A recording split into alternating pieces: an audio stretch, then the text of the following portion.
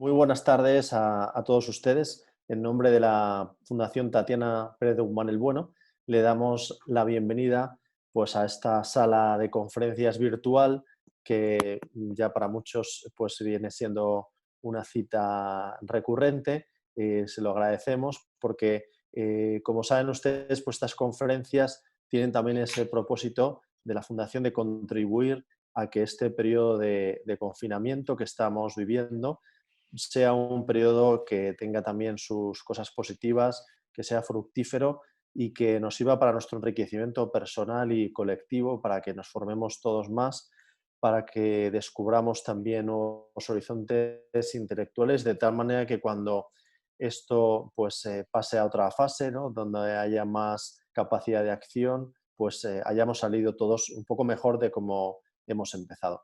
Y en esta ocasión vamos a tocar un tema que nos parecía de gran interés, que quizá pues, ha quedado un poco momentáneamente, ¿no?, en segundo plano en las noticias de los medios de comunicación por esta tragedia del coronavirus, pero que sigue siendo importante. Se trata de las elecciones de los Estados Unidos, que tendrán lugar el próximo mes de noviembre y que habíamos asistido en estos meses previos pues, a esa carrera por las primarias todo demócratas, porque el candidato republicano es el propio presidente, y hemos asistido, pues, como siempre, a un interesante acontecimiento político. Las elecciones americanas nos parecen importantes, seguro que a todos ustedes también, no solo por lo que puedan tener pues, de afición a seguir la política de aquel país, sino porque desde la Segunda Guerra Mundial aproximadamente podemos decir que se han convertido en las elecciones globales, ¿no? Nos afecta a todos, ¿no? Si hoy en día todo, prácticamente el planeta nos afecta a todos, pues políticamente quién manda a los Estados Unidos y el proceso por el cual llega a la primera magistratura, pues nos afecta a todos, afecta a la economía, afecta a la política internacional, etcétera. Y además pues sirve un poco de referente, de modelo, de espejo para muchos procesos políticos que suceden en todo el mundo. Por eso nos parece interesante este tema y para ello pues vamos a contar con un experto de reconocido prestigio, que hemos tenido también el placer de contar con él en algunas otras ocasiones para hablar de este tema o de temas relacionados. Se trata de José Antonio Montero, a quien agradezco mucho que esté hoy aquí con nosotros desde su domicilio y que haya querido pues, sacar este rato para ilustrarnos sobre este proceso electoral desde un punto de vista que me parece que a todos nos va a resultar muy enriquecedor, porque es desde el punto de vista de la historia. José Antonio Montero es profesor titular de Historia Contemporánea de la Facultad de Historia de la Universidad Complutense de Madrid, donde además actualmente es uno de los vicedecanos, y él se ha formado precisamente en esta disciplina de la historia de los Estados Unidos y en su relación especialmente con España. Se ha formado tanto en Londres, en la London School of Economics, como también la Universidad de Georgetown. Ha pasado ahí varios años, por lo cual, además de su conocimiento histórico, que le ha llevado a publicar numerosos artículos, diversos libros, pues también tiene un conocimiento de primera mano de la realidad norteamericana y de la actualidad también, ¿no? Entonces, nos va a llevar un poco de un viaje desde la historia para que entendamos bien un poco este proceso político y tan importante para llegar también a entender mejor el presente y lo que puede ser el futuro de estas elecciones. Él es autor de un libro que ha salido recientemente, se lo aconsejo a todos ustedes, lo enseño aquí, pero bueno, ya me han dicho que ¿no? Ya se ve al revés, pero en fin, más o menos para que vean la portada. Su título es Los Estados Unidos y el mundo, la metamorfosis del poder americano. Es la primera parte de una obra que está haciendo con el historiador Pablo León. En este caso va de 1890 a 1952, y es precisamente esa época en la que Estados Unidos se convierte en la superpotencia en la que estamos asistiendo ahora, ¿no? Y quizá algunos pues hablando también de un cierto declive en esa situación. Entonces le agradezco mucho a José Antonio y les dejo a todos ustedes, como siempre, con él y al final de la charla tendremos la ocasión de hacerle preguntas. La coordinadora de estas conferencias, que le agradezco su trabajo como siempre, Leticia Lombardero, pues ella irá dando paso en el micrófono a aquellos de ustedes que hayan hecho preguntas y las pueden ir anotando en la sección que hay abajo en sus pantallas que pone preguntas y respuestas, o si no, también en el chat, y ella pues irá dando paso en el micro a todos ustedes que quieran hacer alguna pregunta. Así que muchísimas gracias José Antonio, pues te cedo la palabra. Bueno, muchas gracias, Álvaro, a ti, a Leticia también y a la Fundación por haberme dado esta oportunidad, que en realidad es la segunda oportunidad que tengo de hablar sobre las elecciones americanas para la Fundación, aunque esta conferencia va a ser distinta a la anterior, no solo a la de 2016, no solo por el medio por el que se va a hacer, sino también un poco por el contenido, porque en este caso voy a empezar, como ya avisé, haciendo una breve introducción histórica, sobre todo para entender los problemas que suelen ir asociados a las elecciones estadounidenses. Y luego ya en la segunda parte, que espero que sea la más larga, hablaré de los problemas actuales que van a centrar la campaña, aparte del COVID-19, que como es un incierto, pues no voy a hablar mucho del COVID-19. Si luego hay alguna pregunta, pues se me puede hacer. Paso a compartir la pantalla para ver la presentación. Y bueno, empiezo con esta ambientación histórica para comenzar diciendo que a la hora de entender los problemas que se suelen afrontar en las elecciones americanas, hay que entender que la propia presidencia de Estados Unidos y la manera de llegar a esa presidencia pues son instituciones y formas peculiares, ¿no? Porque cuando allá por 1787 los padres de la Constitución estadounidense tuvieron que enfrentarse a la necesidad de crear la primera constitución escrita del mundo moderno, también tuvieron que crear una nueva figura de jefe de Estado, al margen de los reyes que había, y esa era la figura del presidente. Y aparte de los motivos que acabaron cuajando en esa figura del presidente, establecieron también un sistema de elección para el presidente que era peculiar y casi único, y que llega un poco hasta hoy. Al presidente no se le elige directamente por parte de la soberanía popular, sino que lo que se estableció en un principio es que la soberanía popular elegiría a unos electores y esos electores elegirían al presidente a su vez, ¿no? Esto tenía varias razones, o esto se hizo por varias razones. La primera es porque se pensaba que eso separaría la elección del presidente de las pasiones populares, porque los electores debían ser gente supuestamente bien formada, y además tenían que ser gente pues que no tuviese ningún cargo político todavía hoy, ni ningún supuesto interés directo en el proceso político estadounidense. Además, a la hora de establecer los electores, también se pensó en este sistema como una manera de preservar el equilibrio entre los distintos estados de Estados Unidos, de tal manera que ningún estado o un estado concreto no pudiese imponer su voluntad sobre el resto, ¿no? Cada estado tiene más o menos, esto lo sabrán seguramente, un número de electores que es igual al número de representantes y de senadores, a la suma de representantes y senadores que corresponden a cada estado. Es decir, los senadores son 2 por cada estado, los representantes dependen del volumen de población, pero también hay un tope. Y esto estaba destinado para que un estado, y sobre todo los estados más grandes, no determinasen la elección. Este mecanismo de equilibrio ha funcionado y ha funcionado la última vez en las elecciones de 2016, porque se ha dicho muchas veces que Donald Trump perdió en voto popular, y es verdad que tuvo unos 2,5 millones de votos menos a nivel nacional que Hillary Clinton, pero esa diferencia se debió exclusivamente al estado de California, donde Hillary Clinton tuvo una ventaja de hecho de 4 millones de votos. Si excluyéramos el estado de California, en el resto del país Donald Trump habría ganado las elecciones también en voto popular.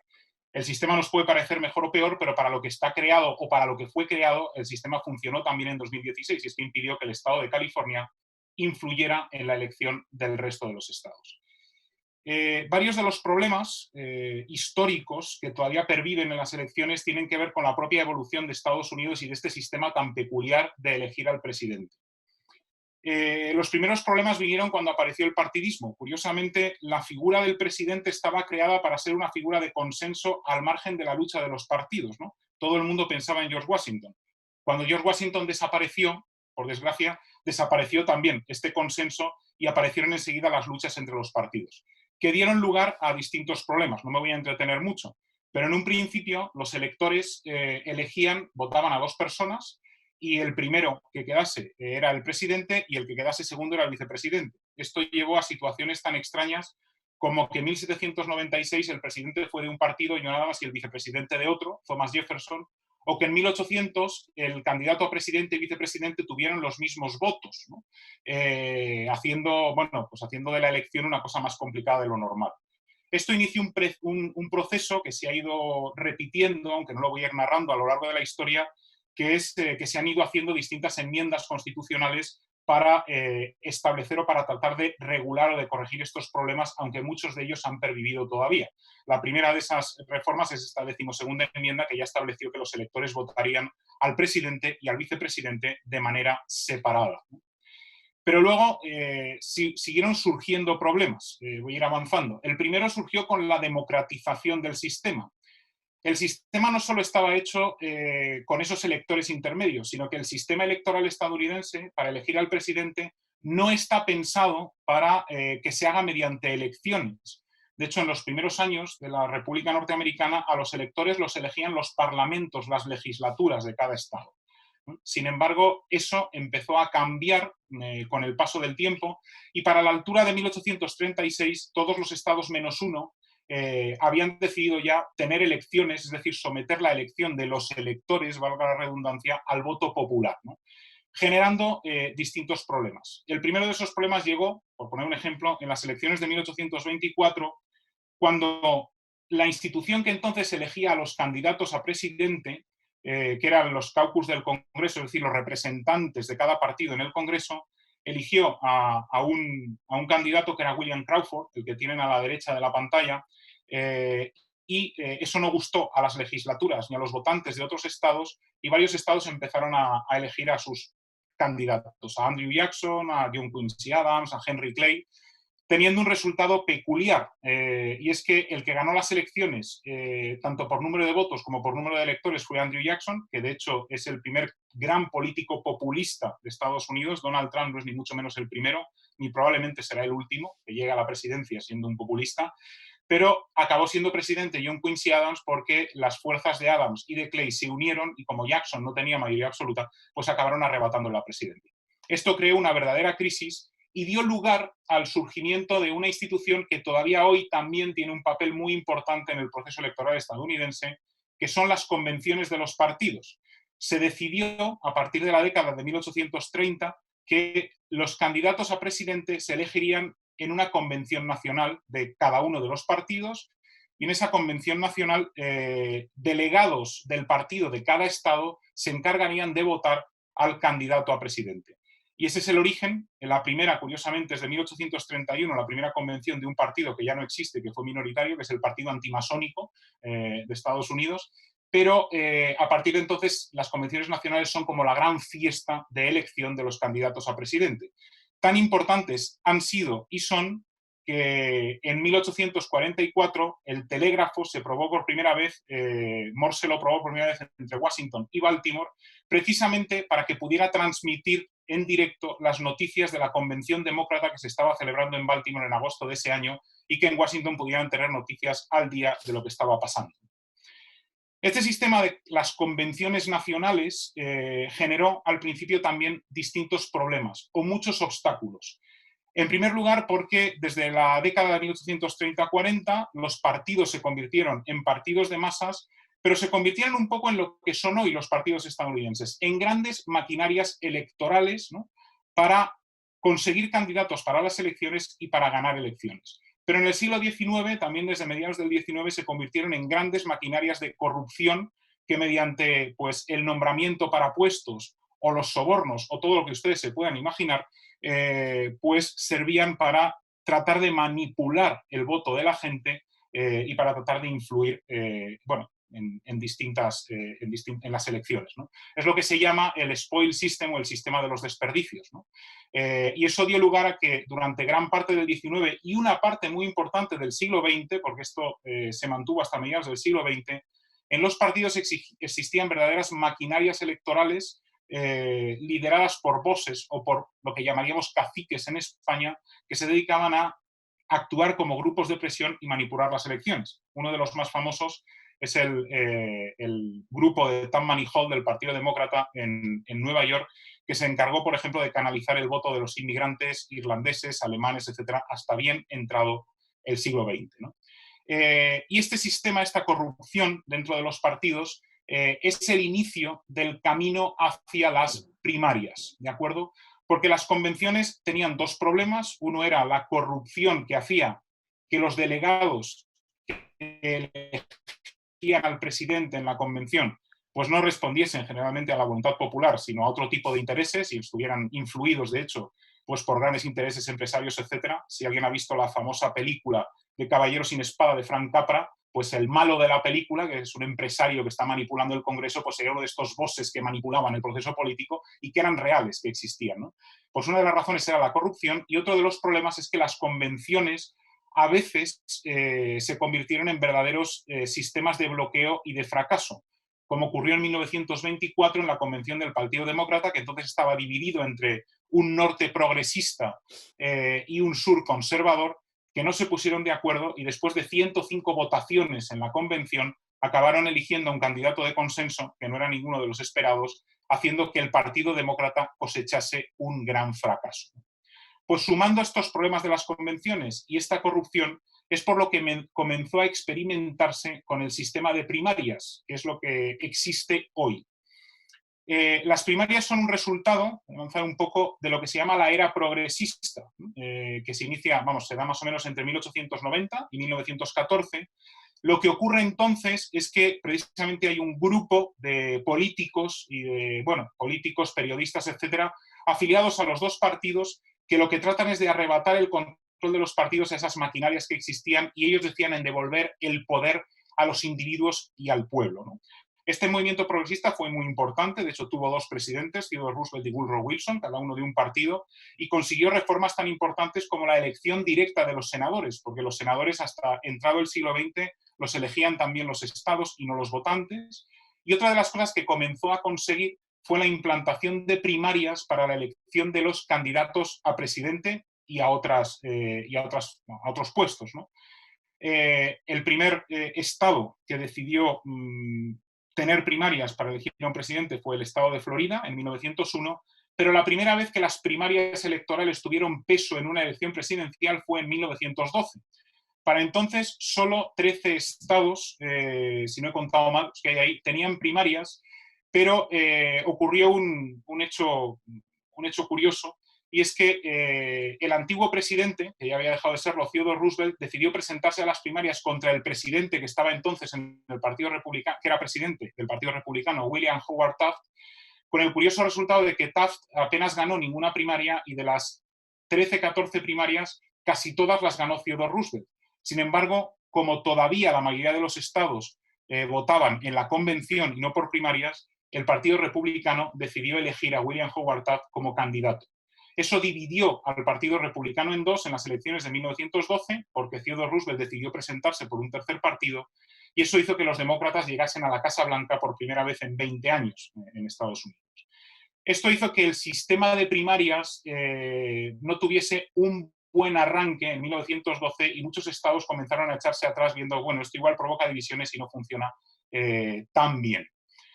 Y la historia de las primarias ha tenido bastantes altibajos. Durante los 20 y los 30 se siguieron celebrando en algunos partidos, pero no se comenzaron a extender hasta después de la Segunda Guerra Mundial y no se hicieron sistemáticas en prácticamente todos los estados hasta los años 70 u 80, dependiendo de los partidos. En el 70 en el Republicano y en el 80 en el Partido Demócrata. Con lo cual, como las conocemos hoy, son un fenómeno bastante reciente. Esta última oleada de primarias, el auge de este sistema de primarias, arranca también del momento posterior a la Segunda Guerra Mundial. La Segunda Guerra Mundial, como ocurre en otros países, como Inglaterra, es un momento de gran oleada democratizadora, porque es el pueblo, los soldados, los que han ganado la guerra y exigen de alguna manera mayor representación en el proceso político. Esto hace que cualquier desajuste contrario a la supuesta voluntad popular tenga o produzca un resentimiento muchísimo mayor que antes, ¿no? Y curiosamente, a partir de los años 50, fundamentalmente en el Partido Demócrata, se dan situaciones en las que los que ganan las primarias no son precisamente los que acaban siendo candidatos a presidente. Eso ocurre en 1952, cuando el que gana 12 de las 14 primarias es el senador Keith Foiber de Tennessee, y sin embargo el Partido Demócrata elige a Adlai Stevenson como candidato que ni siquiera se había presentado a ninguna primaria.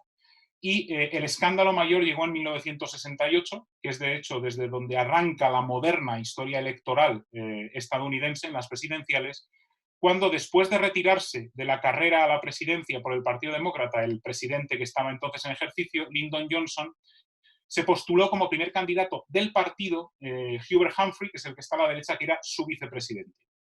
Sin embargo, decidieron presentarse en contra del vicepresidente y, por lo tanto, a las primarias, primero el senador Eugene O'Neill, que está a la derecha, y después el senador Robert Kennedy, el hermano de Kennedy, que entre los dos son los que ganaron la mayor parte de las primarias que se celebraron en ese año. De hecho, Eugene O'Neill ganó más que Robert Kennedy, pero Robert Kennedy ganó las primarias más importantes que había entonces, ¿no? Sin embargo, el asesinato de Robert Kennedy restó justo después precisamente de las primarias de California, en las primeras horas del 6 de junio de 1968, restó peso a esos candidatos, de hecho, contrarios a la guerra de Vietnam y contrarios al establishment demócrata, y en una polémica convención de 1968 en Chicago, la convención demócrata, los delegados del partido acabaron eligiendo a Hubert Humphrey, al vicepresidente, que no se había presentado a ninguna primaria, como candidato, dando lugar a una de las mayores protestas de la historia relacionadas con una convención. Es el año 68, es el año de las protestas. 10.000 manifestantes fueron a las calles de Chicago a protestar contra la elección de Hubert Humphrey y se enfrentaron con la policía porque el alcalde de Chicago había desplegado 12.000 policías por la ciudad que generaron enfrentamientos como esto. No hubo fallecidos, sí que hubo algunos heridos, pero fue una convención tremendamente violenta dentro y fuera del estadio de la convención, del lugar, porque hubo insultos entre los delegados permanentemente. Tan grave o tal imagen dejó la Convención Demócrata de Chicago que en 1971 Graham Nash publicó una canción que se convirtió en un éxito que se llama Chicago, precisamente porque es una llamada a seguir protestando como se protestó en Chicago en 1968 en la Convención Demócrata. Igual algunos de ustedes la conocen y si no la pueden oír, pues es una canción verdaderamente revolucionaria.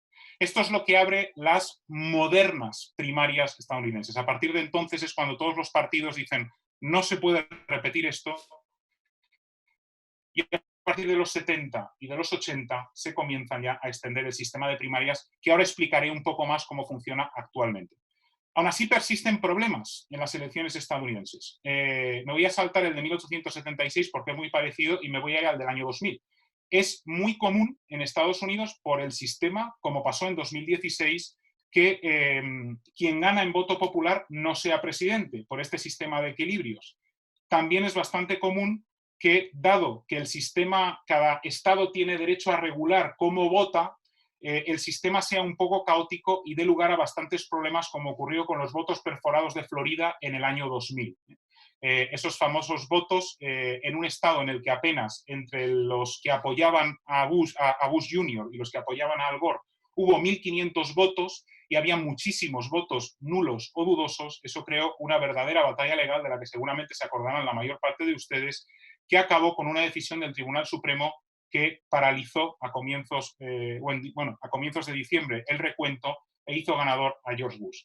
Todavía hoy, aunque cada partido dice o se lleva el asco a su sardina, es imposible saber quién ganó en Florida y quién ganó realmente en voto popular las elecciones del año 2000. Yo no me atrevo a decir ninguna de las dos cosas. Yo creo que al final se ganó en la batalla legal que entablaron precisamente dos figuras emblemáticas de la política estadounidense y dos antiguos secretarios de Estado, son James Baker a la derecha por el Partido Republicano y Warren Christopher por el Partido Demócrata, que son los que llevaron la campaña. Esperamos que esto no se vuelva a producir, pero este tipo de problemas y de desajustes siguen estando vigentes y presentes en el sistema. Les puedo contar al final lo que ha pasado con la primaria, con el camino hacia las primarias de Wisconsin, cuyo resultado se decidió hace un par de días, que un poco nos demuestran que este tipo de problemas pueden volver a ocurrir. Bien, esto simplemente por ambientar para llegar al problema o a la situación de 2020. Las primarias de 2020 han sido peculiares respecto a las últimas por dos razones. En primer lugar, porque solo ha habido primarias en el Partido Demócrata.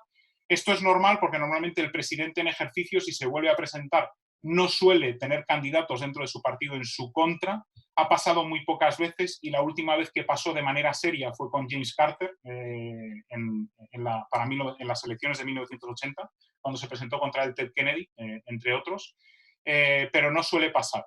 Entonces, realmente no ha vuelto a ocurrir. Solo ha habido primarias en el Partido Demócrata que en el curso en el que estaba preparando esta intervención además han desaparecido porque Bernie Sanders, que se sabía ya perdedor, se ha retirado y ya solo queda el candidato ganador, que es Joe Biden, a la presidencia. Aún así, conviene saber quizá también cómo funciona el sistema de primarias, cómo se eligen, ¿no?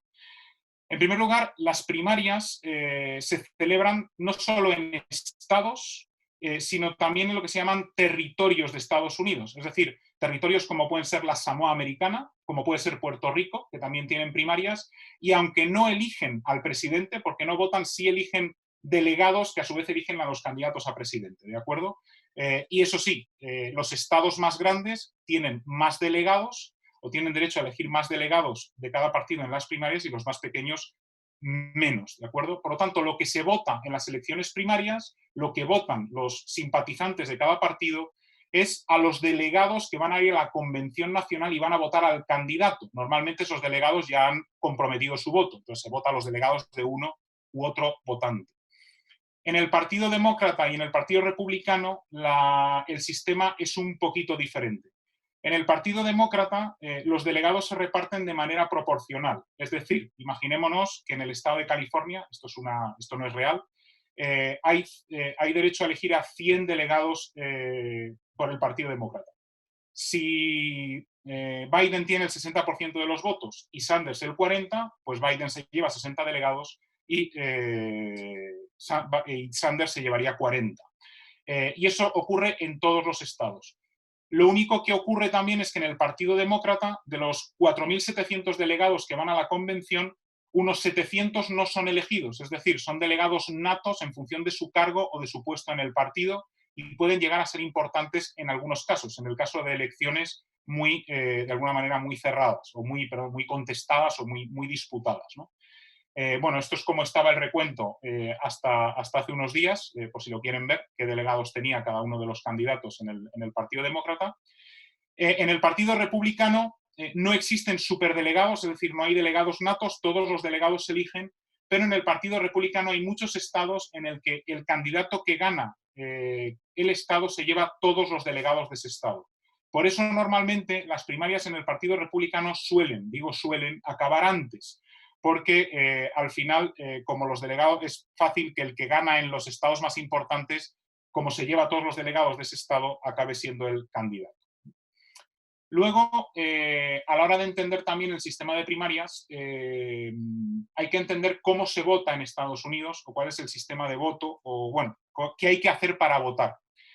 En Estados Unidos no hay carnet de identidad, por lo tanto no hay un sistema de identificación como el que tenemos aquí, universal y permanente. Entonces, los candidatos tienen que los votantes tienen que registrarse para votar, es decir, tienen que demostrar su identidad normalmente en las oficinas de tráfico y se registran con una papeleta como esta, que es del estado de Florida, y en esa papeleta tienen que poner, como se ve en el recuadro que está señalado, de qué partido son simpatizantes. Eso no quiere decir que vayan a votar a ese partido, sino con qué partido se identifican más. Si son republicanos, si son demócratas o si son independientes. A priori, eso es lo que va a determinar cuando hay primarias a qué primaria votan, a aquella de la que son simpatizantes. Aún así hay, a grosso modo, aunque hay variaciones, 3 tipos diferentes de elecciones primarias. Están los caucus, que habrán oído, que son típicos de estados pequeños como Nevada o como Iowa, que son los primeros que se celebran en enero, que son esto que tienen en la fotografía. Son reuniones en las que los simpatizantes de cada partido se reúnen así por grupos pequeños, normalmente por grupos que tienen derecho a elegir a un delegado, y votan así, a mano alzada, en público, y eligen a quién es el candidato. Esto es una herencia del siglo XIX que algunos estados han seguido manteniendo, yo creo que más por su propia peculiaridad que porque sea efectivo, porque cada vez genera más problemas. De hecho, este año en las primarias de Iowa hubo un problema informático de primer nivel que impidió que se conocieran los vencedores hasta bastantes horas después, incluso hasta varios días después, porque, bueno, pues son los desajustes del sistema. En la mayor parte de los estados hay primarias como tal, es decir, se vota en una urna y en un colegio electoral o en un lugar de elección, pero hay 2 tipos de primarias, simplemente esto para que lo sepan. Las llamadas primarias abiertas, que son aquellas primarias en las que los estados con primarias abiertas permiten, es decir, las elecciones tienen lugar para los 2 partidos, demócrata y republicano, en el mismo sitio, y a la entrada del colegio electoral el votante decide, independientemente de dónde esté, de cómo esté registrado, si quiere votar en las republicanas o quiere votar en las demócratas, porque puede cambiar. En los estados donde hay primarias cerradas, las primarias de cada partido pueden ser en lugares diferentes e incluso en días diferentes, y los votantes solo pueden votar en aquella primaria para la que están registrados. Y en muchos de ellos, los votantes registrados como independientes no votan en las primarias, ¿no? Esto simplemente para que sepan un poco cómo funciona el sistema y por qué es tan complicado y tan largo el sistema de elección del presidente, porque de hecho los estados también compiten entre sí por ser los que deciden la elección. Y para que se hagan una idea, hace más o menos 20 años las primarias eran todas entre marzo, abril y junio, y ahora son entre enero y finales de junio, ¿no? Porque los estados tratan de colocarlas en aquella fecha que consideren que les va a hacer más influyentes en las decisiones de los siguientes, ¿no? Por eso el proceso se ha alargado tanto y es tan largo el proceso de elección en Estados Unidos. Y se ha convertido en esta fiesta de campaña, o esta fiesta de la democracia que dura prácticamente un año de campaña y es verdaderamente agotadora y es tremendamente cara, ¿no? Son las consecuencias que tiene. Bien, vamos ahora ya a los problemas que yo creo que pueden centrar la campaña electoral, repito, al margen del COVID-19, del que solo hablaré un poquito al final a la hora de hablar de las encuestas. El principal problema que ha definido las últimas campañas electorales y que va a definir esta es la creciente sensación de división cada vez más profunda que existe en la sociedad estadounidense. Una división que permea y que va más allá de la política, que se puede ver en los medios, que se puede ver en la sociedad y que se puede ver en las manifestaciones culturales como la literatura. Muchos de ustedes conocerán a Paul Auster. He puesto aquí dos ejemplos de dos novelas suyas que relatan un poco el proceso de esta división. La de Brooklyn Follies, que es de 2005, es ya una primera llamada a un pasado mítico, porque es una novela que habla de la supuesta felicidad que existía en Estados Unidos antes de 2001 y que con la elección de George Bush Jr. y con el 11 de septiembre se fue al desastre. Y ya en 2008, en esta novela de Un hombre en la oscuridad, que es una novela distópica, o curiosamente distópica, lo que se presenta es un sueño que tiene el protagonista de un futuro en el que Estados Unidos está inmerso en una guerra civil entre los estados de mayoría demócrata y los estados de mayoría republicana. Lo que nos está diciendo Paul Auster es que él cree que Estados Unidos está dividido, irremediablemente dividido, y que esa división va a ser creciente.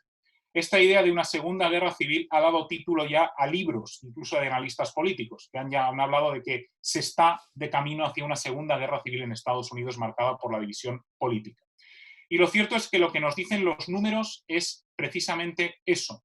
Voy a empezar mostrando unos gráficos del Pew Research Institute. La mayor parte de los datos los he sacado de ahí, aunque no todos, iré diciendo las fuentes de otros datos, que es un think tank que se fundó en 2004 y que tiene muchísimas estadísticas de contenido no solo político, pero también político, y son bastante fiables.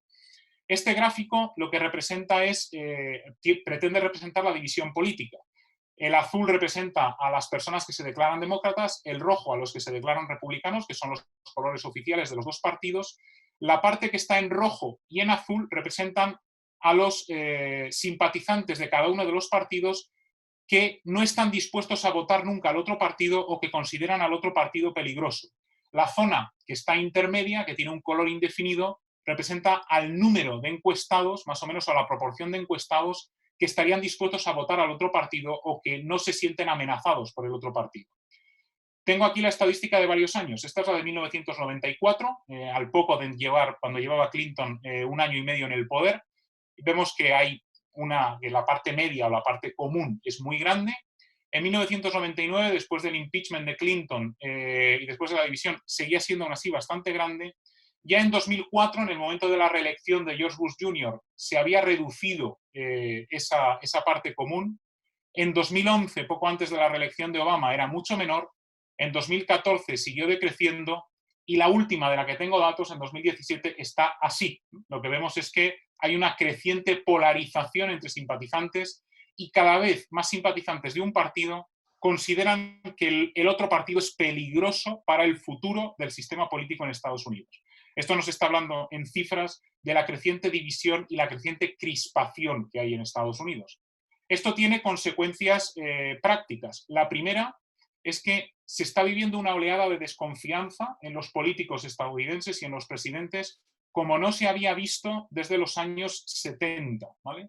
Este gráfico es un gráfico que demuestra los niveles de popularidad de, bueno, más bien, de los votantes republicanos en rojo, de los votantes demócratas en azul, y la media es la línea que está en gris. Hay muchos altibajos, como suele pasar, dependiendo de los momentos, pero lo que vemos es que incluso Obama y desde luego Trump tienen las menores tasas de popularidad desde la época de Ford y Carter, que está considerada una época negra para la imagen de los políticos. Si alguien ha visto las películas de cine político de los años 70, hay una imagen muy negativa de los políticos que refleja esa bajada, pues estaríamos ahora en una época todavía similar, ¿no? Y que ni siquiera Obama se vio libre. Los niveles de popularidad de Obama nunca alcanzaron en ningún momento, como se puede ver aquí, los de George Bush Jr., por ejemplo, o los de Clinton. Es decir, hay un cada vez mayor grado de desconfianza en el mundo político y esto se traduce también de manera práctica en que el gobierno funciona peor. Este gráfico lo que representa es el número de, más o menos, de leyes aprobadas por los últimos congresos. Los congresos se miden por bloques de 2 años, porque se renuevan total o parcialmente, dependiendo de la Cámara, cada 2 años. Y lo que vemos es que, aunque ha habido un repunte en el último congreso, con 306 leyes aprobadas, leyes sustantivas, porque las otras se consideran leyes que no tienen, las que están en color más clarito, que no tienen mucha repercusión, pero lo que vemos es que desde la presidencia de Obama hay una producción legislativa menor que nunca. De hecho, Obama es el presidente con menor producción legislativa desde también esa época negra de los años 70. Eso quiere decir que el Congreso está muy dividido también, que hay muy pocos congresistas que estén dispuestos a llegar a acuerdos y que es mucho más difícil sacar leyes adelante. Esto también va a definir un poco cómo están los temas candentes que ahora voy a tratar. Y un ejemplo claro de división política ha sido este impeachment del que hemos sido testigos en los últimos meses, que se ha hecho de manera casi más ceremonial, pues se sabía que iba a fracasar prácticamente contra Donald Trump, que proviene de los escándalos o de los problemas derivados sobre todo del Russiagate, de esta supuesta influencia rusa en la elección de Trump en las elecciones de 2016 y que tiene que ver con las supuestas conexiones de Donald Trump con gobiernos de Europa del Este y de Rusia. Que, como todos saben, el motivo del impeachment fue que supuestamente Donald Trump le acusaron de haber presionado al presidente de Ucrania para que investigase al hijo de Joe Biden, que después de haber sido enviado a Ucrania había conseguido puestos en empresas importantes de Ucrania, supuestamente también a cambio de favores políticos, y también supuestamente Trump habría presionado a cambio de favores al presidente de Ucrania para que investigase esos supuestos tratos ilegales del hijo, o por lo menos sospechosos del hijo de Biden, ¿no? Las acusaciones del impeachment fueron de abuso de poder, por eso de obstrucción al Congreso, porque Trump no quiso supuestamente enviar información al Congreso. El impeachment siempre funciona con que el primer estudio lo hace la Cámara de Representantes, es decir, la Cámara Baja, que como era de mayoría demócrata desde 2018, pues aprobó el impeachment, el artículo 1 y el artículo 2, el de abuso de poder y de obstrucción al Congreso, pero el Senado, que luego es el que tiene que hacer el juicio, digamos, el verdadero impeachment, sigue teniendo una ajustada mayoría republicana e hizo que el impeachment cayera. Desde mi punto de vista, las razones del impeachment, o por lo menos no tanto las razones como las pruebas o las evidencias que habían, no eran lo suficientemente fuertes como para garantizar, desde luego, el triunfo del impeachment. El impeachment fue más una maniobra para tratar de a Biden en su carrera a la presidencia por parte del Partido Demócrata y favorecer a alguno de los otros candidatos. Pero bueno, en cualquier caso, esta es la situación y es una nueva muestra de esa división. ¿Cuáles son los asuntos que han, de alguna manera, incidido o han agravado esa división desde la época de Obama y durante toda la época de Trump? Hay que decir que, en general, los asuntos candentes han tenido una continuidad en sus principales problemas, los principales desde la época de Obama hasta ahora. Los posicionamientos han sido distintos, pero los temas que han generado la división o la han incrementado han sido los mismos. Uno de los puntos o de los momentos clave fue el famoso Obamacare, la famosa reforma sanitaria de Obama, que fue una de sus grandes promesas electorales en 2008, Obama pretendía triunfar allá donde Bill Clinton había fracasado, que había sido el último gran intento previo de reforma sanitaria, y fue una gran campaña publicitaria la que hizo Obama para tratar de sacarla adelante. Pero ya se vio que no lo iba a tener fácil porque en el discurso que dio en el Congreso en septiembre de 2009, anunciando esa reforma, un representante de Carolina del Sur republicano le acusó directamente de mentir en lo alto en la Cámara, poniéndose de pie, creando un revuelo que era inédito, ¿no? Normalmente se respeta mucho a los presidentes cuando van a la Cámara en Estados Unidos, y esto ya nos está hablando de que iba a ser un tema candente. La reforma sanitaria, que no me voy a entretener a explicar, si alguien luego tiene preguntas también podemos verla, pasó por la mínima y aprovechando las mínimas ventajas demócratas que tenían en el primer Congreso de Obama. Y fue una reforma bastante descafeinada y que además tuvo un importante efecto político. La reforma sanitaria fue uno de los catalizadores del famoso Tea Party, esa facción populista que tuvo a una de sus líderes en Sarah Palin, la candidata a vicepresidenta por el Partido Demócrata en 2008, que es de alguna manera esa vertiente populista del Partido Republicano de la que Trump se ha beneficiado y que comenzó a llegar al Congreso en 2010 precisamente con el tema del Obamacare como uno de sus arietes de oposición al Partido Demócrata y que es uno de los ejes de esta división. Pero el Obamacare, ya en época de Donald Trump, ha seguido generando división también entre los propios republicanos, marcando una tendencia que es clásica en la actualidad. Donald Trump, también tratando de hacer valer sus promesas, trató de eliminar el Obamacare por la vía legislativa. Y curiosamente fueron varios senadores de su partido, comenzando por John McCain, el que con gestos como este, de julio del 17, tumbaron el intento de repeler la reforma sanitaria de Obama, forzando a Donald Trump a hacer lo único que tiene en sus manos, que es utilizar las prerrogativas del Ejecutivo para tratar de descafeinar esa reforma, pero no la ha podido eliminar, ¿no? Esto nos habla también de cómo está la división. Se ha eliminado la obligatoriedad de tener seguro médico, se han eliminado otros puntos pequeños de la reforma sanitaria, pero ha seguido vigente. Otro tema candente ha sido el de la inmigración, que nos sirve para ver que hay temas de continuidad y que en muchas ocasiones lo que ha cambiado a veces es más el discurso que el fondo, es decir, el talante, que verdaderamente lo que se esconde detrás. El número de inmigrantes y la proporción de inmigrantes en la sociedad estadounidense, pese a todas las trabas que desde comienzos del 20, desde los años 20 en realidad, se han puesto a la entrada de inmigrantes, no ha parado de crecer en los últimos años, ni siquiera ha parado de crecer en la época de Donald Trump. En cuanto al porcentaje, como las cifras, como que se ve, estas son, bueno, cifras de otro think tank, del Migration Policy Institute. Lo que sí ha cambiado, por ejemplo, es los controles en la frontera con México. Ha habido muchos más controles y ha habido muchos más apresamientos de inmigrantes en la frontera, es decir, se ha aumentado la vigilancia desde el año 19, pero curiosamente no se ha alcanzado con Donald Trump el récord de deportaciones, es decir, de deportaciones de inmigrantes ilegales. El récord se alcanzó en 2013 con Obama con 432.000 deportaciones. El récord con Trump está en 337.000, como se ve ahí. Es decir, las deportaciones no son un fenómeno nuevo, ni son un fenómeno que haya precisamente aumentado con Donald Trump. Y tampoco ha disminuido, pero tampoco ha desaparecido la admisión de refugiados, refugiados políticos. Llegó a un techo en los últimos años también con Obama, con 110.000, ahora está en 30.000, es decir, han disminuido, pero no han desaparecido. Lo que sí ha ocurrido es que después de que la última reforma legislativa de Obama, apoyada también por algunos republicanos, fracasase en 2013, el tema de la inmigración ha estado sujeto también a órdenes ejecutivas de los presidentes. Las de Obama en sentido reformador, Obama permitió, por ejemplo, que se legalizasen los inmigrantes con hijos estadounidenses, que hubieran tenido hijos en Estados Unidos y al haber nacido en Estados Unidos, aunque ellos fueran ilegales, los hijos eran ciudadanos estadounidenses.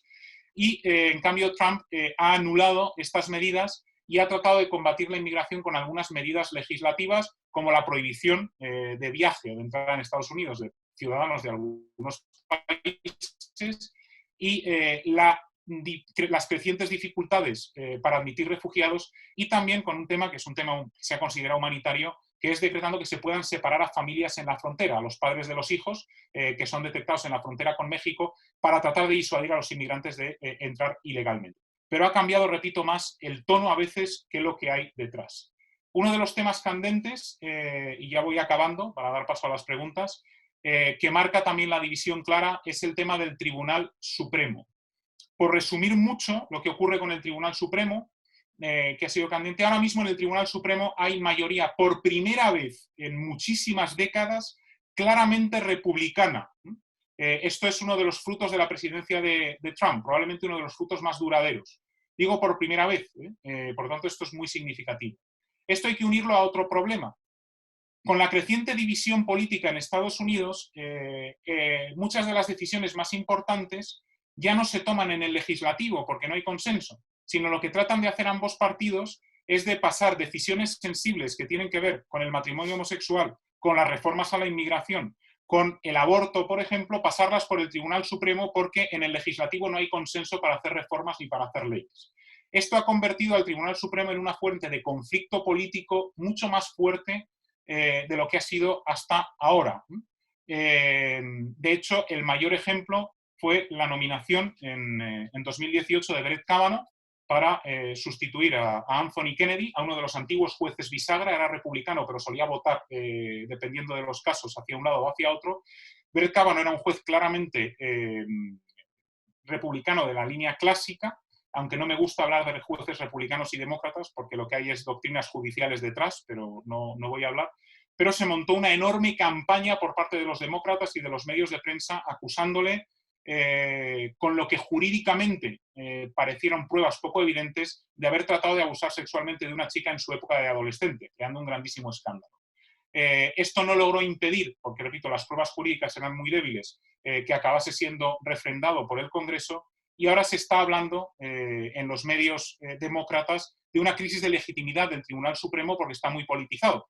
Pero en realidad lo llevan politizando demócratas y republicanos en los últimos años precisamente al utilizarlo para aquello que no está designado, que es para tratar de sacar adelante medidas de alguna manera, bueno, pues medidas que deberían ser o deberían tomarse en el legislativo. Otro tema clásico es el de la política comercial. En Estados Unidos hay que tener en cuenta primero que Estados Unidos ha sido una nación tradicionalmente proteccionista, es decir, la mentalidad proteccionista vende mucho en Estados Unidos, aunque se hayan bajado mucho los aranceles tradicionalmente. Y es verdad que la situación y la posición comercial de Estados Unidos desde la última crisis no ha variado, sino que ha empeorado. La balanza comercial ha seguido creciendo, el déficit en balanza comercial de 2009 a 2019 irremisiblemente, con lo cual tienen un problema de balanza comercial bastante serio, que pueden equilibrar de otras maneras, pero sigue siendo un problema. Con lo cual existen las precondiciones para que el proteccionismo sea popular. Y además en Estados Unidos tradicionalmente, desde los años 30, el presidente tiene bastantes prerrogativas en materia comercial, prerrogativas que se han utilizado ya en varias ocasiones en sentido proteccionista. Lo hizo Richard Nixon en 1971, cuando puso fin al sistema del oro-dólar, por ejemplo, y elevó los aranceles, y es lo que ha hecho Donald Trump. Donald Trump no ha cambiado la ley comercial en ningún momento, lo que ha hecho es elevar los aranceles aprovechando las prerrogativas que la ley le da para elevar aranceles a aquellos países que discriminan comercialmente contra Estados Unidos o elevar los aranceles de productos estratégicos. Este es uno de los cambios. El otro gran cambio ha sido, eso sí, dejar de negociar tratados de libre comercio y reformar los existentes en un sentido más proteccionista, que lo ha conseguido con el NAFTA, el Tratado de Libre Comercio de América del Norte, o el CORUS, que es el que está firmado con Corea del Sur. Aquí ha habido un cambio de política comercial, pero solo a nivel ejecutivo, es decir, la normativa comercial no ha cambiado en Estados Unidos y tampoco hay consenso legislativo para cambiarla. Esto es otra cosa que hay que entender, aunque haya sido un tema de enfrentamiento. Eso sí, el mayor activo de Trump son los indicadores económicos, que están heredados la bonanza de época de Obama, pero que han seguido siendo crecientemente positivos en los últimos tiempos. El paro ha disminuido muchísimo en época de Trump, está en el 4,4%, cuando en 2011 en 2009 alcanzó casi el 10% y estuvo cerca del 9% hasta el año 2011. El Producto Interior Bruto lleva creciendo desde finales de la crisis también de manera significativa. Estas son las cifras de los años de Trump. El crecimiento ha sido bastante importante. Por lo tanto, esto es quizá su mayor activo. Lo mismo ocurre con el Producto Industrial, que ha alcanzado récords de las últimas décadas en Estados Unidos, Probablemente no por la política proteccionista, pero lo cierto es que ha alcanzado récords. El crecimiento venía de época de Obama, pero en época de Trump también ha sido muy significativo. Me quedaría hablar de la política exterior. Solo voy a dar algunos detalles y si alguien pregunta, podemos entrar en materia o en discusión sobre algún tema más concreto. Nuevamente, los temas de política exterior son heredados en general de la época de Obama. Ha habido también un cambio de talante y el gran objetivo de Trump ha sido parecer o presentarse como lo contrario de Barack Obama. Un caso claro es el de Siria, donde las vacilaciones después de la primavera árabe de Obama, de primero voy contra al-Assad, luego mando asesores para combatir al ISIS, ha seguido con época de Trump, que ha alternado los ataques selectivos a Siria del 17 y el 18 en castigo por el uso de armas químicas con la retirada de tropas estadounidenses, en lo que parece también un abandono de la situación. Lo mismo ha ocurrido, el cambio ha sido más significativo en el acuerdo con Irán, que es uno de los grandes legados, digo grande entre comillas, de la doctrina Obama, ese acuerdo de 2015 de desnuclearización de Irán, del que Obama ya anunció en el 17, del que Trump anunció en el 17 la intención de retirarse, del que se retiró en el 18, dando lugar a una escalada de tensiones crecientes con Irán que culminaron con el asesinato selectivo de Soleimani en enero de este año, que ha sido probablemente el momento de mayor tensión con Irán en muchísimo, muchísimo tiempo. Aunque curiosamente se ha distendido la situación y parece haber quedado incluso en una voluntad de tratar de llegar a un acuerdo por ambas partes. La estrategia con Irán, que replica mucho a la estrategia con Corea, parece determinarnos cuál es la manera que tiene Donald Trump de actuar en política exterior. Generalmente lo que hace es calentar mucho las situaciones hasta que fuerza al otro a plegarse y a negociar, y entonces él mismo se muestra dispuesto a negociar. Eso es lo que ha hecho con Irán y eso es lo que ha hecho con Corea.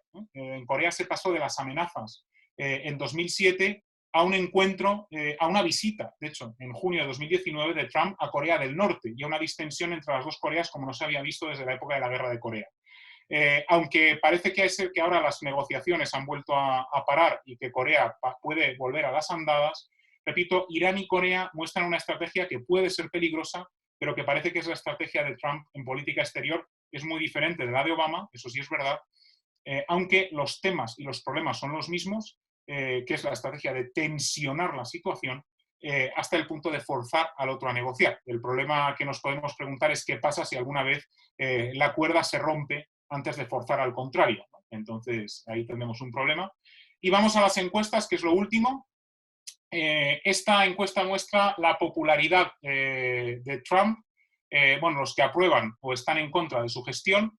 Vemos que ha tenido muchos altibajos y que, pues en este año de 2020 ha llegado a mínimos, aunque curiosamente en los inicios de la crisis del coronavirus ha habido un pequeño repunte contra todo lo que nos están diciendo los medios de aquí. Ha habido un pequeño repunte de la popularidad de Donald Trump que parece haberse estancado en los últimos días.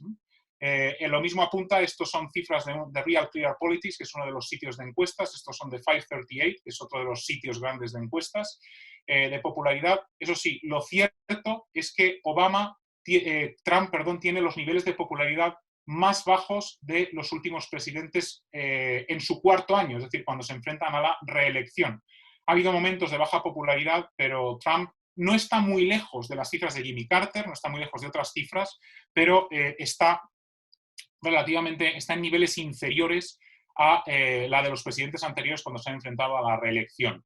Esta es la encuesta sobre aprobación o desaprobación de la gestión respecto al coronavirus y lo que vemos es que, según esta encuesta en concreto, no parece haber afectado mucho en los últimos días, algún primer momento de pico, no parece haber afectado mucho la gestión del coronavirus de momento a la popularidad de Trump. Aquí lo que vemos también es que las encuestas bailan porque unas dicen que primero hay un repunte y luego una bajada, y en esta, que es de 538, nos dice que ha habido una especie de mantenimiento y que de momento no parece haber afectado mucho a Donald Trump. Y las encuestas de cara a las elecciones de noviembre ahora mismo parecen dar ventaja a los candidatos demócratas. Tanto las que había para Sanders como las que había para Biden le dan una ventaja algo más que ligera respecto a Trump. El problema es que desde 2016 las encuestas han fallado bastante. Con lo cual, y queda mucho, y además tenemos muchos temas candentes y una crisis sanitaria global que puede definir el sentido de la elección, pero así es como están las cosas. ¿Y quién va a ganar las elecciones en noviembre? Si estos son los candidatos, pues es una incógnita. Eso sí, va a ser la elección que va a enfrentar a los dos candidatos probablemente más mayores de la historia electoral de Estados Unidos. Si Joe Biden llega a la presidencia, llegará con 77 años. Ronald Reagan llegó con 69, como Trump, que han sido los dos presidentes más viejos hasta ahora en llegar a la presidencia. Con lo cual estamos casi en una especie de gerontocracia electoral en este año. Yo ya no digo más, ya voy a quitar, de hecho, compartir la pantalla para que se me vea a mí directamente y me someto a las preguntas. Muchísimas gracias, José Antonio.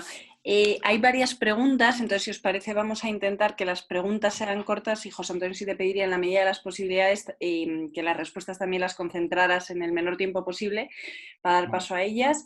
He abierto el micrófono a Antonio Martínez Ligero, que quería formularte una pregunta. Antonio, no sé si nos puedes escuchar. ¿Sí, me oís? Sí, perfectamente.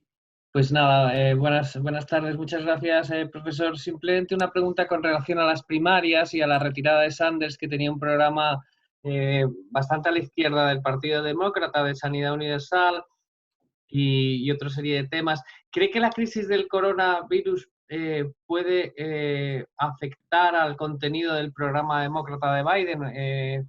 ¿Hacer un poco que asuma alguna de sus propuestas? Yo creo que es probable, de hecho, bueno, Sanders además en algo que muchos no esperaban, se ha mostrado favorable o ha apoyado directamente a Biden en estos días de atrás. Es bastante probable que esto permita un repunte de las reformas sanitarias en el Partido Demócrata y que se convierta en un ariete de la campaña. No sabemos qué va a pasar, yo no me atrevería a decir más, ¿no? Pero es verdad que lo que están, desde luego, la prensa demócrata, empezando por el New York Times, está insistiendo mucho en el fracaso de la gestión sanitaria, fracaso que tiene que ver precisamente con la desigualdad, etcétera, y con los problemas del sistema sanitario y la ausencia de un sistema sanitario pues más, digamos, más de tono público, aunque nunca se va a crear un sistema público. Entonces yo creo que sí, que es posible que sea uno de los ejes de la campaña y que incluso Biden y el Partido Demócrata adopten esta estrategia. De momento eso parecen indicar las noticias también. Gracias, José Antonio. Es el turno de Fabián. ¿Tienes abierto el micro? Ahora se me escucha, ¿sí, no? Sí, perfectamente. Perfecto. Pues gracias por la ponencia, José Antonio. Yo tengo una pregunta, obviamente lo has mencionado también. Se está creciendo un poco la división política y también se puede verlo hoy, obviamente, con el discurso o la charla que Trump ha tenido, bueno, ayer, básicamente en su rueda de prensa. ¿Tú crees que, obviamente, pues me imagino que eso también va a afectar muchísimo la campaña electoral de ambas partes? Pero tú estarías de acuerdo conmigo si digo que una polarización política favorecerá más a Trump para ganar las elecciones que a Biden? Hombre, yo no, bueno, siempre digo que los historiadores no hacemos predicciones, pero bueno, los antecedentes de lo que ha pasado hasta ahora son favorables a Trump en este sentido. Es decir, si hay división, yo diría que lo habitual o lo normal es que esa división favorezca a Trump porque es el que más ha sabido gestionar la división. Es decir, es el que, con una estrategia que nadie daba como ganadora de comunicación en 2016, logró convencer a una gran parte de sus votantes de que los medios principales de comunicación estaban en su contra y además mentían, el famoso fake news del que está hablando él permanentemente, que es como los llama, y logró crear un sistema de comunicación alternativo por medio de redes sociales, de sitios web, etcétera, que fomentan y se alimentan de esa división y que hasta ahora ha sido tremendamente efectivo. De hecho, no solo ha conseguido ganar las elecciones de 2016, sino que ha conseguido acallar muchas de las disidencias dentro del Partido Republicano con ese sistema. Es decir, por lo menos desde el punto de vista de la gestión de la comunicación relacionada con la división creciente, hasta ahora la ha sabido gestionar mejor y le ha favorecido, ¿no? Con lo cual yo creo que si esta tendencia se mantiene, es posible que le acabe favoreciendo. También es verdad que los medios demócratas tradicionales, las grandes cadenas nacionales, porque todos son demócratas menos la Fox, los grandes medios como CNN, como New York Times también, etcétera, están también optando por esta estrategia de la división. Lo que pasa es que han llegado tarde y de la polarización. Han llegado tarde, no lo hacen de la misma manera y probablemente les pase factura, no lo sé. Pero es una... O sea, los antecedentes nos dicen que ese análisis podría ser correcto. Yo no me atrevo a predecir el futuro más allá de esto. Gracias. Está abierto el micrófono de Javier Muñoz. Sí, buenas tardes. Bueno, en primer lugar, agradecerte tu conferencia porque ha sido realmente interesantísima. Mi pregunta va también en línea con la primera que se ha hecho por el primer participante, que es los candidatos demócratas. Si la retirada de Sanders, junto con el hecho de que, por lo que has mostrado, los números no parece que le salían, si pudiera haber habido también presiones del aparato demócrata para cederle sitio a Biden, de forma que pues Biden pues, pudiera representar un candidato más votable por un amplio espectro, ¿no? Y que realmente pudiera hacer frente a Trump. Muchas gracias. Sí, yo creo que los ha habido. Vamos, no lo sabremos ahora, pero creo que las puede haber habido. El Partido Demócrata ha estado dudando bastante porque parecía que una gran parte de los simpatizantes del partido no favorecían candidatos de consenso. Incluso parte del establishment, bueno, no sé si del establishment, pero de los líderes del partido parecían estar dispuestos a no apoyar a Sanders, incluso a arriesgarse no apoyar a Biden, perdón, y arriesgarse a un candidato como Sanders o como Elizabeth Warren, algunos de los candidatos más que podían ser más radicales hacia la izquierda, por decirlo en términos europeos. O sea, yo creo que eso es verdad. Lo que pasa es que las primarias han demostrado, que es lo que les ha salido mal del argumento también, que todavía hay una gran parte de los votantes, incluso demócratas, que están dispuestos a apoyar a un candidato de consenso pese a todo el bagaje de sospechas que hay detrás de Biden, porque no solo está la cuestión de su hijo con Ucrania, sino que también le sacaron hace unos meses un supuesto caso de acoso sexual hace unos cuantos años cuando era congresista todavía, que ahora parecen querer desactivar. De hecho, en el New York Times ha vuelto a aparecer una noticia, no sé si era ayer o antes de ayer, al respecto de, bueno, no está muy claro, etcétera.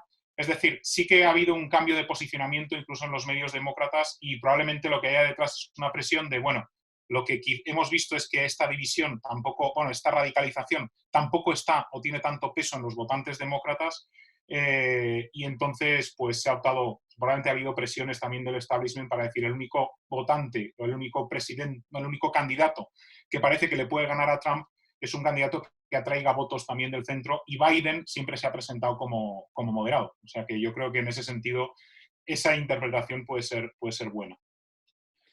Gracias. Seguimos con las preguntas. Luigi Joe tiene un par de preguntas que ha puesto aquí en el chat.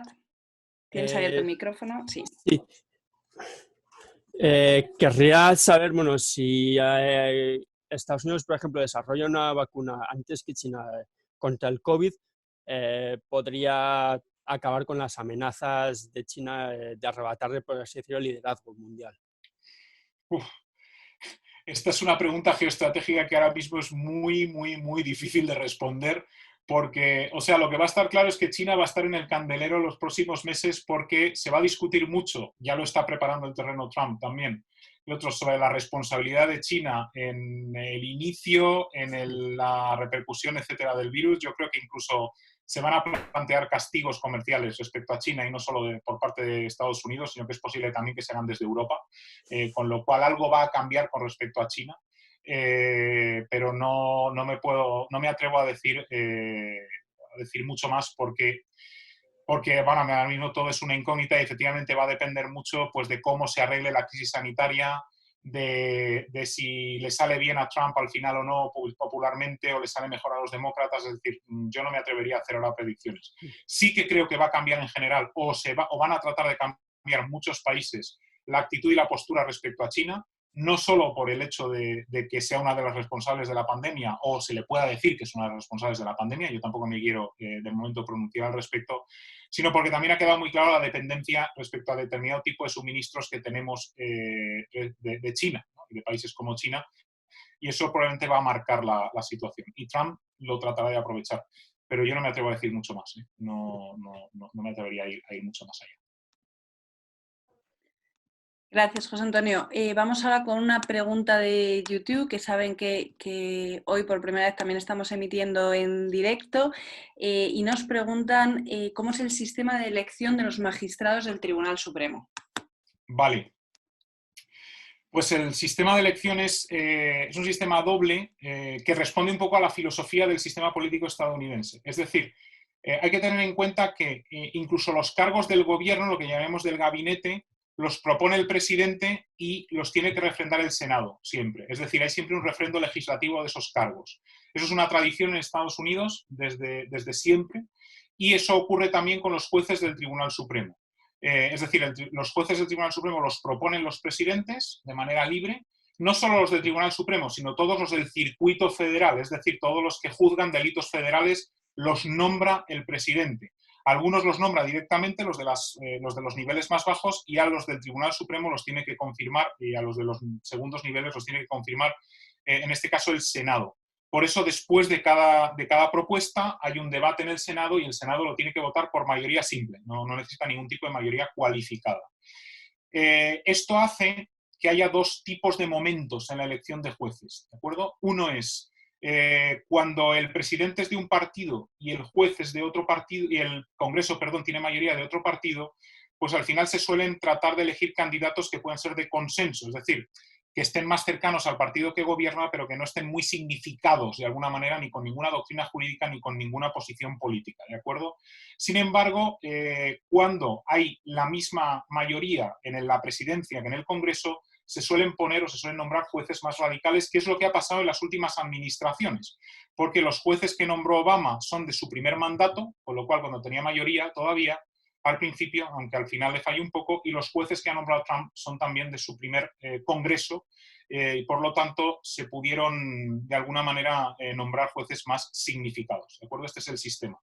En el caso de Trump, parece que hay un pacto, lo digo también por saberlo, entre la asociación de jueces más clásicamente asociada con el Partido Republicano, que es un think tank de jueces, un lobby de jueces que se llama la Federalist Society, que es la que parece ser que ha estado detrás de la elección de los dos últimos, de Gorsuch y de Kavanaugh, que son los dos últimos jueces.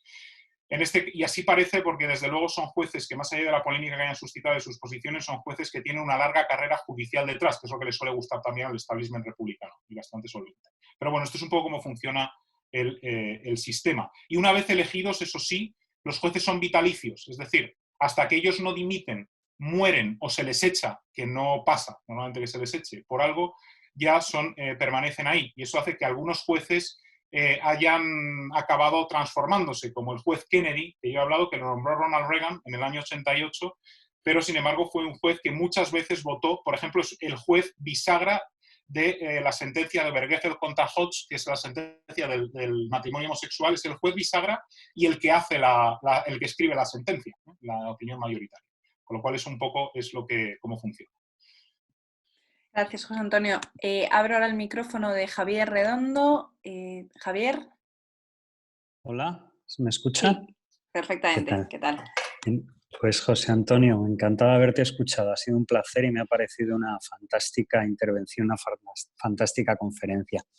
Mira, yo te quería preguntar una cosa puntualmente, aunque me ha surgido también otra duda a propósito de la última intervención. Lo que yo te quería plantear es si consideras que la elección de Trump en cuanto a salta los controles, los filtros, los códigos internos del Partido Republicano, precisamente como has explicado, porque permite que se presenten independientes, porque cambian los mecanismos de financiación, cambia la utilización de los medios y de la información, de tal manera que se les cuela a Trump. ¿Crees o prevés o piensas que puede repensarse de alguna manera el sistema de primarias al haber saltado por los aires esos controles internos, esas primarias invisibles que de algún modo al final canalizaban por una vía más o menos ortodoxa la elección de candidatos internos? ¿O no prevés que el Partido Republicano pueda cambiar estos sistemas de tal manera de introducir una suerte de obstáculos y demás? Es decir, de otro modo planteado, ¿ha cambiado el Partido Republicano para siempre con la elección de Trump?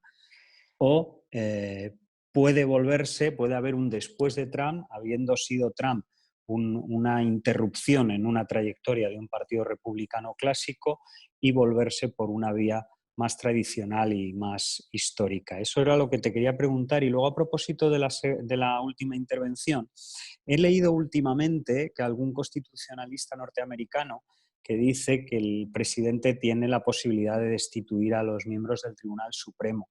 Obviamente esa posibilidad está en la Constitución, porque si cometen delito y demás hay una serie de casos.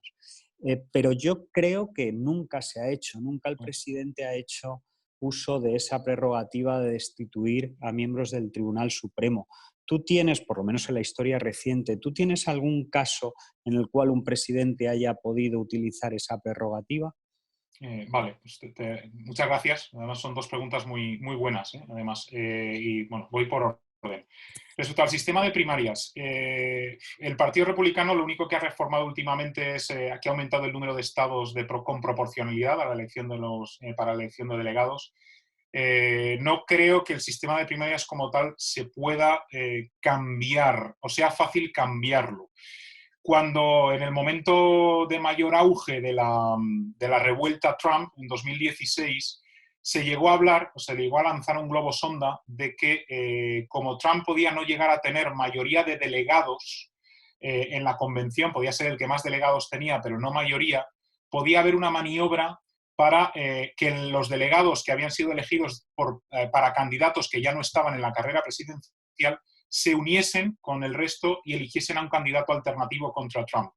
Esto se lanzó yo creo que como globo sonda y para ver si era posible precisamente corregir los desajustes del sistema de primarias, y se les echó todo el mundo encima, incluidos los que no les gustaba Trump, porque consideraban que era cambiar unas reglas del juego que estaban establecidas. Entonces, no sé si se va a intentar o no, se podría intentar nombrar superdelegados en el Partido Republicano, pero lo cierto es que los superdelegados también en el Partido Demócrata generalmente han amenazado con intervenir en la elección, pero al final se han acabado plegando a la mayoría, también siempre. En 2008 lo hicieron y lo volvieron a hacer en 2016, cuando ha habido las dos primarias más cercanas, digamos, con más rivalidad del Partido Demócrata. Y creo que es difícil. El sistema de primarias está ahora bastante asentado en el imaginario popular y no creo que vayan a echarlo atrás tan fácil. Y menos ahora, además, en el que Trump, uno de sus grandes éxitos es que ha logrado silenciar a los muchos republicanos que no le querían. Los tiene bastante controlados en general.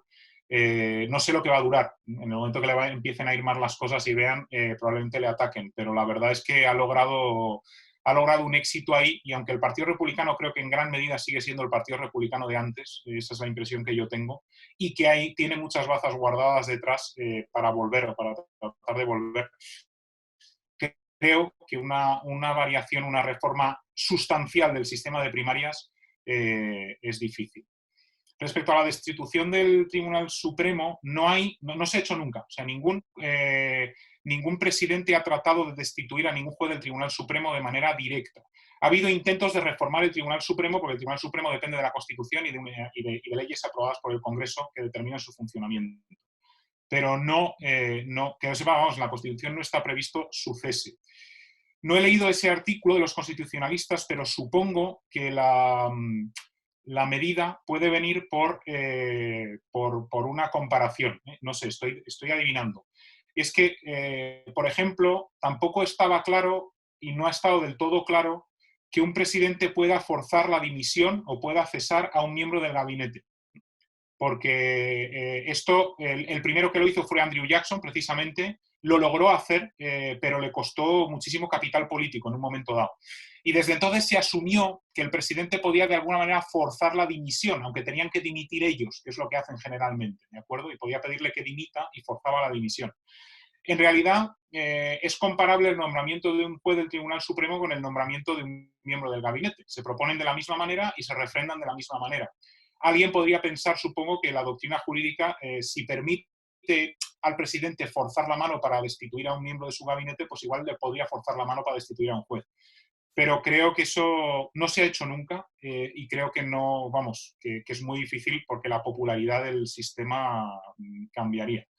De hecho, el presidente que más trató de influir en el Tribunal Supremo para reformarlo fue Franklin Roosevelt, que trató de cambiar la ley del Tribunal Supremo aumentando el número de jueces para poder nombrar a jueces favorables y que no le tirasen las medidas del New Deal, ni siquiera él se atrevió a tratar de cesar a los jueces. Lo que trató es de aumentar el número de jueces, porque no creo que lo tuviera claro. Con lo cual no sé si se... O sea, igual constitucionalmente existe la teoría y me imagino que irá por ahí, pero creo que es muy difícil que lo hagan, porque el coste en popularidad, bueno, no es tanto en popularidad, el coste en imagen del Tribunal Supremo, que tiene además una imagen bastante cuestionada, podría ser muy fuerte. Gracias, José Antonio. Hay un par de preguntas en YouTube. Leo la primera de ellas. Pablo Casas nos pregunta, dice, ¿qué opinión tiene sobre la medida de Japón de invertir 2.000 millones en retornar a empresas japonesas que hay en China? ¿Considera que Estados Unidos podría actuar igual para impulsar la imagen de Trump? Bueno, Estados Unidos ha estado tratando de hacer esto, no tanto con estímulos económicos, pero bueno, con otro tipo de medidas. Rebajas impositivas, etcétera, también, con lo cual es probable que ahora traten de aprovechar esto para hacerlo. O sea que, de hecho, uno de los mantras de la campaña de Trump de 2016 y de su presidencia posterior es que las industrias vuelvan a Estados Unidos, ¿no? Y que se relocalicen, digamos, en Estados Unidos. No tengo datos de hasta qué punto ha conseguido relocalizar algunas industrias, pero lo cierto es que incluso empresas como Apple fabrican ahora más en Estados Unidos, siguen fabricando en otros sitios, pero fabrican ahora más en Estados Unidos de lo que fabricaban hace unos años en época de Trump, porque eso es una política bastante popular. Entonces yo creo que es factible que además aprovechando que pueda haber estímulos económicos se copie esa medida o se establezcan otras medidas para tratar de potenciar algo que ya es una política de la administración de Trump, claramente, tratar de hacerlo. Gracias. Una última pregunta que hay en YouTube. Ignacio Vázquez de la Rosa nos pregunta, dice, ¿es mala la polarización o se ha retrasado durante mucho y en realidad puede llevar a acuerdos desde puntos de vista distintos en lugar a desde el centro sin perder la esencia de cada lado? A ver, yo creo que, bueno, la polarización no es, a ver, la polarización no es nueva. Esta polarización proviene de, o sea, digamos, el arranque proviene de los años 80 y desde finales de los 90, comienzos de los 2000 es cuando ha ido creciendo y ya en los últimos años se ha disparado. Y lo cierto es que por ahora eso ha demostrado que es muy difícil llegar a acuerdos. No sé si desde el centro, pero lo cierto es que cuando Trump incluso, nada más llegar a la presidencia, tuvo ahí unas semanas y unos días que parecía prometer un cierto consenso y un cierto diálogo, acabó viendo que eso no le funcionaba popularmente y se echó para atrás. De hecho, sus asesores le dijeron que se echase para atrás, Steve Bannon, entre otros, aunque ya no está. Le dijeron, no, esto no funciona, hay que seguir aumentando la división. Y de hecho, una de las cosas que han hecho, bueno, lo han hecho Trump y lo han hecho los demócratas también, pero bueno, lo ha hecho el propio Trump, es que a aquellos senadores o representantes que estaban dispuestos, sin dejar de ser republicanos, y algunos republicanos muy significados, incluso con cierto radicalismo, a negociar o a negociar con el otro partido y llegar a un consenso, Trump ha ido en contra ellos y ha conseguido dividir más. O sea, la división no va en el sentido de ahora mismo del consenso, sino va en el sentido de impedir los acuerdos entre ambos partidos, y creo que ahora la voluntad mayoritaria de los dos partidos es la de con el otro no se puede negociar. Evidentemente siempre puede haber una situación excepcional de emergencia o lo que sea que haga cambiar esto, y que la crisis de 2008 consiguió en un momento de división aprobar los paquetes de estímulo por parte de los dos partidos. Fue una de las raras muestras de consenso. No sé si la crisis del coronavirus conseguirá algo parecido en algún aspecto concreto, ¿no? Y eso pueda ser más o menos duradero. Pero yo creo que la división va a seguir incidiendo, si sigue existiendo, va a seguir incidiendo en la falta de acuerdo y en la polarización y en la paralización del sistema, porque el sistema legislativo está muy paralizado. José Antonio, una última pregunta antes de cerrar. He abierto el micrófono a Ángel. Ángel, confírmanos que tienes el micro abierto. ¿Sí? ¿Me escucháis? Sí, buenas tardes. Hola, buenas tardes. Bueno, en primer lugar, enhorabuena al profesor Montero por la conferencia, ha estado muy interesante. Y también a la Fundación por la conferencia. Me gustaría, si pudiera ser si el ponente pudiera realizar un pequeño análisis de los últimos años de la administración Trump en cuanto a la relación con la Unión Europea, teniendo en cuenta pues, los aranceles a distintos productos como el aceite de oliva o que algunos países europeos se inclinen más por una industria de defensa europea, por ejemplo. Muchas gracias. Vale. Hombre, es difícil predecir. Yo creo que ha habido una especie de, bueno, una especie no, ha habido un empeoramiento de las relaciones. Esto lo he dicho ya en otras ocasiones y creo que ya lo dije incluso en la conferencia de 2016, en algún momento, en la intervención aquella. Bueno, fue una entrevista conferencia, en realidad. La relación entre Estados Unidos y la Unión Europea está en reforma permanente ya desde época de Obama, sino antes. Obama ya intentó una primera reforma que es rebajar el compromiso estratégico de Estados Unidos con Europa. Esto no solo se le ha ocurrido a Trump, esto ya se le ocurrió a Obama de manera más... Lo que pasa es que Obama, a cambio, la contraprestación era abrir las puertas a acuerdos comerciales. Por lo tanto, digamos, a un acuerdo de, no de, sí, de libre comercio, pero sí de rebajas arancelarias entre ambos países. Bueno, esto porque estaba viendo. Al final tampoco hubo una retirada estratégica en época de Obama por la cuestión de la primavera árabe, de la actitud de Rusia, etcétera. Pero con Trump las dos cosas han vuelto al candelero y están tensando muchísimo las relaciones entre la Unión Europea y Estados Unidos, porque Trump ha cortado la vía comercial y desde luego no parece estar muy dispuesto a aumentar el compromiso estratégico con Europa. No parece estarlo, aunque en las relaciones con Rusia tampoco es que su postura sea del todo clara, pero no parece estar muy de acuerdo. Entonces, el problema es que Europa sigue necesitando estratégicamente de Estados Unidos. Y eso va a seguir siendo así porque en materia de defensa es que seguimos necesitando a Estados Unidos y eso no se va a corregir. Se puede tratar de corregir mediante un aumento del gasto militar y el gasto en defensa por parte de la Unión Europea, pero eso va a traer costes, sobre todo en épocas de crisis, porque eso va a tener costes sociales y va a retraer gastos de otros aspectos que tradicionalmente definen a los Estados europeos. Con lo cual es probable que las relaciones se empeoren y se tensen, pero que al final seguíamos durante mucho tiempo con una dependencia estratégica de Estados Unidos, que las acciones de Rusia y de otros países pueden de alguna manera acrecentar o incluso poner en el candelero, y eso va a hacer que Europa siga buscando mantener relaciones por lo menos cordiales con Estados Unidos, creo, en los próximos años, aunque trate de cambiar la política de defensa, etcétera, no creo que pueda cambiar mucho. Precisamente por eso, ¿no? Aunque eso, va a haber años de tensiones comerciales también, probablemente, pero no sé, no creo que vaya a suponer un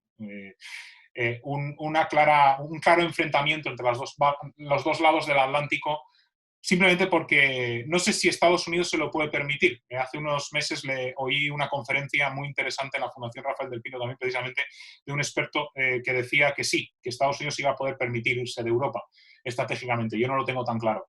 Pero Europa no se puede permitir que Estados Unidos se vaya estratégicamente de Europa, de momento. Y eso va a determinar las relaciones durante mucho tiempo todavía, por lo menos durante bastantes años. Muy bien, muchísimas gracias, José Antonio, y muchísimas gracias a todos ustedes por habernos acompañado en esta conferencia. La verdad es que ha sido fantástica, no solo de verdad porque el contenido está muy trabajado y realmente ha sido muy, muy serio y muy divulgativo a la vez, sino encima además creo que todos hemos disfrutado con las estupendas fotografías, carteles, una preciosa presentación de historia política, por la cual pues te agradecemos muchísimo también pues todas las horas de trabajo que hay detrás de todo esto. Antes de despedirnos, como siempre queremos acabar antes de las 8, les recuerdo solamente que la próxima conferencia será el próximo jueves a la misma hora, a las 6:30, por el catedrático de Filosofía de la Ciencia, Juan Arana, de la Universidad de Sevilla, que tratará sobre el tema de las implicaciones éticas, humanísticas de la ingeniería genética, ¿no? Es otro también de los temas importantes del presente y del futuro. Y para las demás conferencias, pues les animo también, como siempre, a que visiten nuestra página web, visiten nuestras redes sociales para poder inscribirse y recibir el link para escucharlas por la plataforma Zoom, y también les avisaremos cuando lo podamos retransmitir en directo por YouTube. Nada más, muchísimas gracias también a Leticia, como siempre, por el gran trabajo de coordinación de estas conferencias y de nuevo a José Antonio, pues darle nuestra más sincera enhorabuena. Muchas gracias y que tenga muy buenas tardes. Gracias a vosotros, Álvaro.